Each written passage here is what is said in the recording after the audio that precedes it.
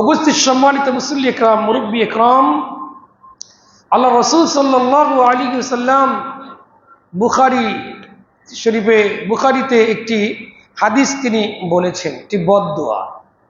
বদদোয়াটা হলো এই যে তাইসা আব্দুদ দিনার, ধ্বংস হোক, ও আব্দুদ দিরহাম, টাকা পয়সা, দিনার দিরহামের টাকা পয়সার যে গুলাম, সে ধ্বংস হোক, তার অকল্যাণ হোক, এবং সে পা পিছলে গেলে সে যেন আর উঠতে না পারে, কোনো প্রকারের কোনো যেন সহযোগিতা না পায়। রাসূল বদদোয়া করেছে, এটা বদদোয়া, জুমলায় দোয়ায়, তার জন্য বদদোয়া, ধমকি। ধ্বংস হোক আব্দুদ দিনার ও আব্দুদ দিরহাম ও আব্দুল খামিস, এবং পোশাক আশাক এবং তার যে পরিধেয় বস্ত্র, শান শৌকতের গোলাম ধ্বংস হোক। শুধু তাই নয়, তিনি বললেন, এরা কারা?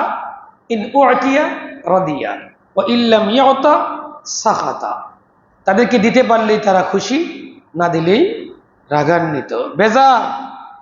রাসূল বললেন, তাইসা ওয়ান তাকাসা ওয়া ইদা শিকা ফালান তুকিসা, যদি তার পা কাটা, তার পায়ে কাটা বিধে, তবে তা যেন সে আর খুলতে না পারে, অর্থাৎ সে যদি বিপদে পড়ে, সে যেন আর মুক্ত হতে না পারে।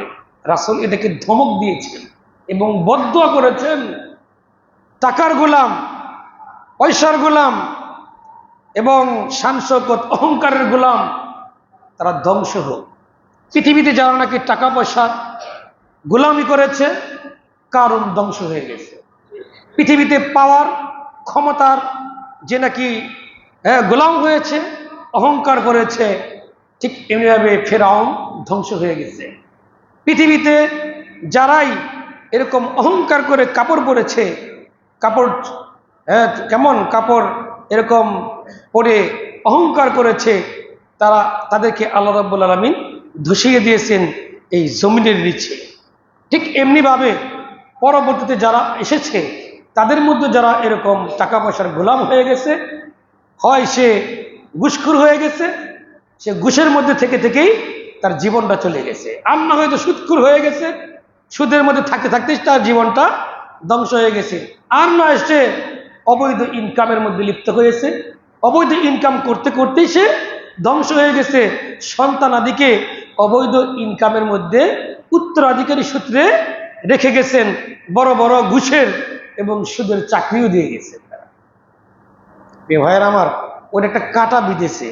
সে যে প্রথম অবৈধ ইনকামের টাকা পয়সা খেয়েছে, মানে টাকা পয়সার গোলাম হয়ে গেছে, সন্তান আদি কি করে টাকা পয়সার গোলাম হবে সে ব্যবস্থাপনা সে করে গেছে। তার মানে রাসূল বলছেন, সে যেন আর এই গর্ত থেকে আর উঠতে না পারে। ঘুষখোরের সন্তান দেখবেন ওইরকম ভালো ভালো জায়গায়, মানে দুনিয়ার ভালো আর কি, টাকা পয়সার গোলামের মধ্যেই চাকরি হয়ে গেছে। এরকম যারা নাকি দুনিয়াতে যারা পাওয়ার দেখিয়েছে, যারা নাকি টাকা পয়সার নেতৃত্ব করেছে, এরকম এমপি, মন্ত্রী, পাওয়ারফুল মানুষ, এসপি, ডিসি হয়েছে, তাদের সন্তানাদিরা দেখেন ওইভাবেই অবৈধ ইনকামের মধ্যেই লিপ্ত আছে, ওরা ওখান থেকে আর বের হতে পারছে না। বিষয়টা কি? রাসূল বলছেন, ওরা ধ্বংস হোক। এদের অর্থ নেওয়া হয়েছে, এদের অকল্যাণ হোক। এর আরেকটা অর্থ হইল, সে উপর হয়ে পড়ে গেলে সে যেন আর উঠতে না পারে। সে যে উপর হয়ে পড়ছে, ওই দিকে ঝুঁকছে, আর সে ফিরে আসতে পারে নাই। সুতরাং মহান আল্লাহ রাব্বুল আলামিন সূরা বাকারার মধ্যে বললেন, বিসমিল্লাহির রহমানির রহিম।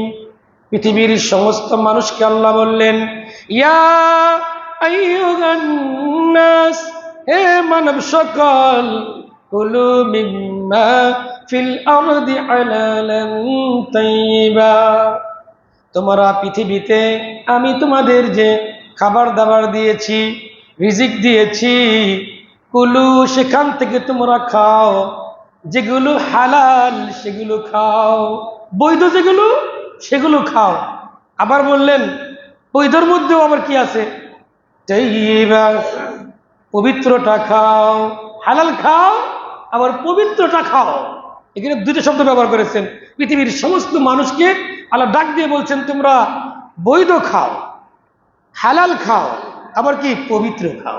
বৈধ খাও, পবিত্র খাও। দ্বিতীয় আরেকটি কথা বললেন, ওয়ালা তাত্তাবিউ খুতুওয়াতিশ শাইতান, শয়তানের পথে চলো না, শয়তানের পথ অনুসরণ করো না। তুমি যদি হালাল খাও, বৈধ খাও, পবিত্র খাও, আবার যদি তুমি শয়তানের পদাঙ্কন করো, শয়তানের পথে চলো, তাহলে তোমাকে এই বৈধ এবং পবিত্র পথ থেকে সে আবার অবৈধ পথে সে পরিচালিত করবে। যেখানেই আল্লাহ আপনাকে পথ দেখালেন সেখানেই আবার আল্লাহ সতর্ক করে দিলেন, একটা এখানে বাধা দিয়ে দিলেন, বেড়া দিলেন যে তুমি কিন্তু লিমিট ক্রস করো না। আদম আলাইহিস সালামকে, হাওয়া আলাইহিস সালামকে সৃষ্টি করে তাদেরকে জান্নাতে বসবাস করতে দিলেন আরাম আয়েশে। এখানে থাকবেন, ফাকুলা মিনহা আইসু শি'তুমা রাগাদান, এখানে থাকবেন হাসি স্বাচ্ছন্দ্যে এবং আরাম আয়েশে, খাবেন দাবেন সব করবেন। ওয়ালা তাকরাবা হাযিহি শাজারা, একটা নিষেধাজ্ঞা দিয়ে দিলেন, ওই গাছের কাছে আপনি যাবেন না। সাথে কিন্তু আবার ওই যে শয়তান কিন্তু আছে। হ্যাঁ, কেমন শয়তান কিন্তু আবার আছে। আমাদেরকে বৈধ এবং পবিত্র জিনিস খেতে বললেন, আবার শয়তানের পথে চলতে নিষেধ করলেন। যেমনি করে আমাদের আদি পিতা আদম আলাইহিস সালাম, আদি মাতা হাওয়া আলাইহিস সালামকে যেমনি ভাবে ধোঁকা দিয়েছেন, ধোঁকা দিয়ে তাদেরকে এরকম পৃথিবীতে আল্লাহ তাদেরকে নামিয়ে দিয়েছেন, তাদেরকে লাঞ্ছিত করেছেন, এই লাঞ্ছিত করেছে এই শয়তান। ঠিক তোমাদেরকেও কিন্তু এরকম শয়তান ভুল পথে তোমাদেরকে নিয়ে যাবে। ওয়ালা তাত্তাবিউ খুতুওয়াতিশ শাইতান, এটা কিন্তু তোমাদের আজকের শত্রু না। ইন্নাশ শাইতানা লাকুম আদুব্বুম মুবিন, ইন্নাহু লাকুম, নিশ্চয় সে, আদুব্বুন লাকুম, তোমাদের জন্য কি সে স্পষ্ট শয়তান। আজকের না, সে তোমাদের শত্রু, আজকের শত্রু না, তোমাদের সেই আদি পিতা আদম আলাইহিস সালাম থেকেই তোমাদের শত্রু, স্পষ্ট তোমাদের শত্রু। সে তোমাদেরকে ছলে বলে, কলে কৌশলে, বিভিন্ন কথার মাধ্যমে তোমাদেরকে কি করবে, ধোঁকা দিয়ে বোকা বানিয়ে পথভ্রষ্ট করে জাহান্নামে নিয়ে যাবে। যারা বিশেষ করে ইয়াবা বেছে, গাঁজা বেছে, ওদের একটা ডায়ালগ আছে, শুনবেন? ডায়ালগটা হলো এই, তুমি যদি এই ইয়াবা বিক্রি করো, এই নেশা বিক্রি করো, আর এটাকে যদি পাপ মনে করো, তাইলে তুমি কিন্তু এই কাজ করতে পারবে না। পাপ করলেই তোমার কাছে কি হবে, তুমি এই কাজ করতে পারবে না, পাপ মনে করা যাবে না। তাদের ডায়ালগ এটা। তুমি যে ইয়াবা বিক্রি করতেছো, এটা ব্যবসা, তুমি পাপ মনে করো কেন? পাপ মনে করলেই পাপ, আর পাপ মনে না করলেই পাপ না। এটা শয়তানের এটা ধোঁকা। পাপ মনে করলেই পাপ, আর পাপ মনে না করলেই পাপ না।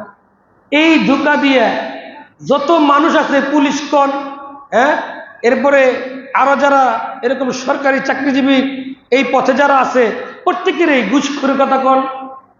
যত আপনার সরকারি অফিস আদালত গুলো আছে, ভূমি অফিসগুলো আছে, সব তুমি যদি কিনা ঘুষ খাইয়া এটা পাপ মনে করো, তাইলেই তুমি আর খেতে পারবা না, তাইলে তোমার পাপ হবে।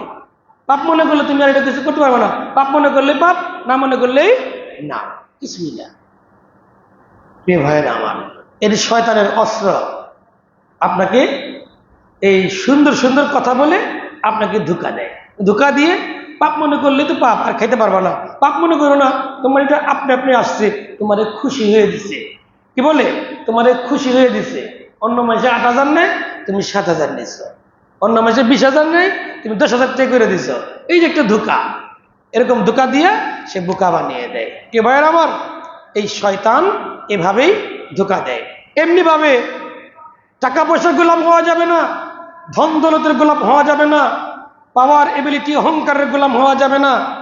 হতে হবে আল্লাহর গোলাম, হতে হবে আল্লাহর গোলাম।